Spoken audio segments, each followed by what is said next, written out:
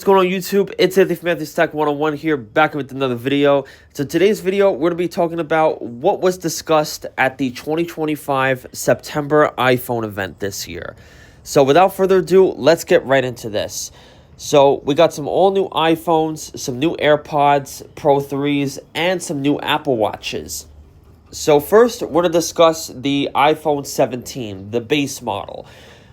So there are a few changes this year for the 17. For one is that there's no Plus model this year. So that will be the iPhone Air, which is its own separate model. So I'll talk about that in just a second. But the 17 is standalone this year, so there's no Plus model. But the 17 does get some pretty big improvements over last year's iPhone 16. So not just the colors, of course. The colors did change, yes. But you do get some big improvements. For one, you finally get 120 hertz refresh rate across the board on all iPhones, including the 17. So now you don't have to pay for the Pro models to get 120 hertz. You can get it on the base 17, which is awesome. Finally, I know the comment section went crazy last year all over social media. People were saying, oh, 60 hertz in 2024 is diabolical. 60 hertz on a $900 iPhone is crazy. Well, not anymore. So finally, 120 hertz is here. You do get a bigger display. So you go from a 6.1 inch display to a 6.3 inch display. So the bezels are a lot thinner this year. So, but the form factor is still the same. The phone still looks exactly the same as the 16. There really isn't much changes per se. But of course, you do get a new A19 chip with 8 gigabytes of RAM, which is good. So the performance should be 20% faster than the 16. Of course, bigger battery life. But the cameras do get a big upgrade this year for both the front and the rear. So the selfie camera, you do get the new center stage front camera, which is 18 megapixels. And the cool thing about this camera is that you can actually take landscape selfies without having to turn your iPhone around. So it was really cool to see on the presentation on Tuesday. That was really cool to see. And it's here on the base model iPhone as well. The Ceramic Shield 2 glass on the front, so it should be more resistant to drops and scratches, which is awesome. Of course, you get a bigger battery and all that. The cameras on the back are two 48 megapixel cameras, so it should be better for photography. And yeah, and of course, like I said, the bigger display is definitely a welcome change as well. So we do get some nice colors this year. So lavender, which is really nice. I'm really thinking about getting this for my mom for Christmas this year, since she has an iPhone 12. I think it would be a big upgrade for her. You also have the sage color, which is really nice. It's like a candy apple green. You also have this mist blue, which I really love. And then, of course, white and black, which is really, really nice as well. So, once again, really, really nice changes this year. Big changes for the 17. Now, also, another welcome change for the 17 is it now starts at 256 gigabytes for the base storage. So, that's definitely really nice. So 128 gigabytes is really not enough in 2025. So I'm glad to see that Apple has doubled the storage even for the base model, and it starts at $799. Now if you want 512 gigabytes, it would be a big jump to $999. So that is pretty pricey. No 1 terabyte model. Now next, we're going to discuss the iPhone Air. So this essentially would be the 17 Plus, but now it's its own model. So it starts at $1,000, and it's supposed to be the thinnest iPhone with 5.7 millimeters in thickness. So it's very, very thin. So there are some good features about this phone. For one, is that it does have pro features in this phone. So you do get the A19 Pro chip inside of it. You do get the 48 megapixel cameras in it, which is really nice, but only one camera, which is crazy. Of course, you get all day battery life and all that. So honestly, I mean, I like it. It's very premium. It does have the titanium build, and you know it's gonna feel so thin. So, I mean, honestly, I wouldn't buy it, but at least it's out there for those that want to have pro specs with a thin phone. The only thing is that this phone is not gonna have vapor chamber cooling like the 17 Pro and Pro Max, so it might heat up with the performance, but it looks really nice. I gotta say, Apple did a nice job. I'm just not a fan of the single camera setup. Me personally, I think it looks like a Minion. But yeah, you know, it's pretty cool.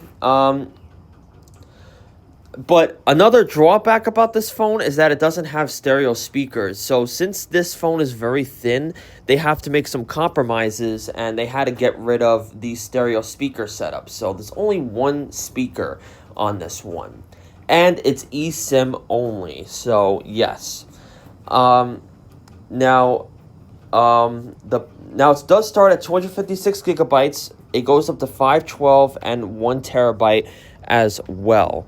And it has 4 different finishes. So you have sky blue, light gold, cloud white, and space black. So pretty cool. And pre-orders start this Friday, the 12th. Now, let's get to the iPhone 17 Pro. So there are some pretty big changes for the Pro models this year. So, of course, first off, it comes in orange. So that is very different. You normally don't see an orange phone like this, but yeah, it's an orange. So of course now you get that big bulge on the back. So you know, the rumors were right. So you do get that huge plateau is what they call it. Now the Pro models are now made out of full aluminum.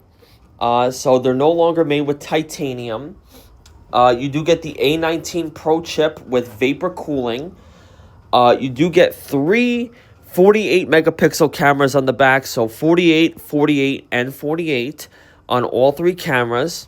And you could get up to 8x optical zoom as well, which is really nice. So I believe it's only 12 megapixels, but you'll be able to take some crazy shots with this phone.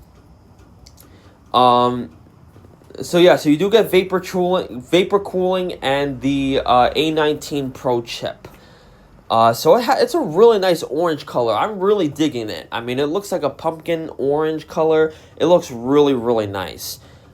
Now, there are only 3 colors this year for the Pro model. So you do get orange, cosmic orange, deep blue, which is really nice, and silver. So that's what a lot of people were surprised about. There's no black color this year. No space gray, no space black, no midnight, nothing like that.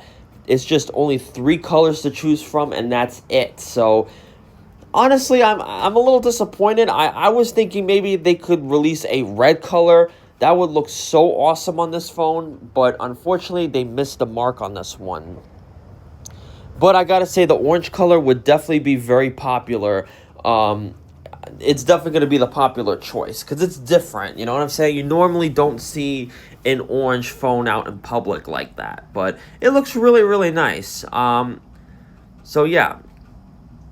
The 17 Pro and Pro Max, they do have the same 6.3 and 6.9 inch displays, but they now have Ceramic Shield 2 on the front and on the back, which is nice.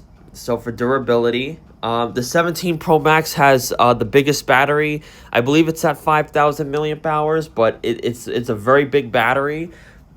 So what they did was they put all the components in the camera system over here, like the plateau area, so that they can make room for the big battery on the bottom. So that's really, really cool. So, there are some, few features, of course, that's different. Of course, now you get the center stage camera on the front as well. 18 megapixels. So, yeah, not much to talk about, but really, really nice, though. I'm thinking about getting it. My upgrade is due on October 23rd, which is next month. So I'm going to think about getting this phone. I might get it in orange. I think the orange looks really cool. But I definitely have to check it out in person at the Apple store to see which color I like. If I want the deep blue or orange. But yeah, no black color this year. It's very, very strange. And a lot of people were kind of upset about it. Now, the watches. So, there are some new watches this year. So, you do get the Apple Watch Series 11, the Apple Watch SE, and the Apple Watch Ultra 3. So, the Apple Watch Series 11, there's some new features as well. So now the Apple Watch can actually spot signs of chronic high blood pressure, and it'll track like your sleep score and all that, which is really cool. A bigger battery this year, up to 24 hours of battery life. The glass display is much tougher than Series 10 Apple Watch. It also has the S11 chip inside of it, so it should be much faster. And now the Apple Watches can get 5G service, which is really cool. And there are a few finishes. So there's rose gold aluminum, there's silver aluminum, jet black, which is really nice, but I think that would scratch easily, and space gray. So that's the new color, space gray. There's also natural titanium, gold titanium, and slate titanium if you want the titanium models. Yeah, so it starts at $399. And the Apple Watch SE 3, so it does have some new features. So it has the S10 chip from last year, yes, but it's still a great Apple Watch. It's only $249 starting price. It's really, really good if you just want a basic Apple Watch that does everything. And it now has an always-on display, which is really cool. So, bigger battery and all that, and a better screen. So, yeah. And the finishes are in Starlight and Midnight. So that's for that.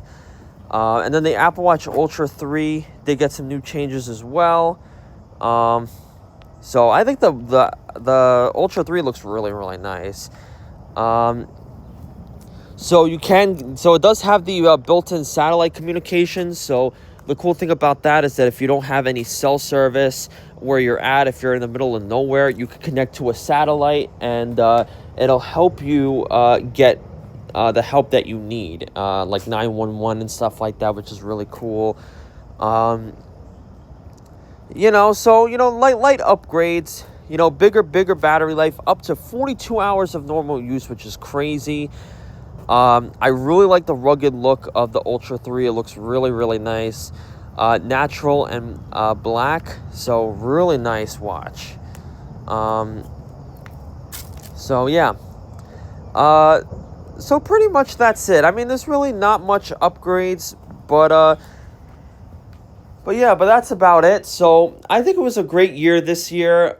We hope that in 2026, Apple will release the new foldable phone. But for right now, it looks to be pretty good. I think Apple did a great job this year with the September iPhone event. So tell me what you guys think down below, and which models you're going to get this year. So anyway, that's pretty much it. Thank you so much, guys, for watching, and I hope you guys have a great day.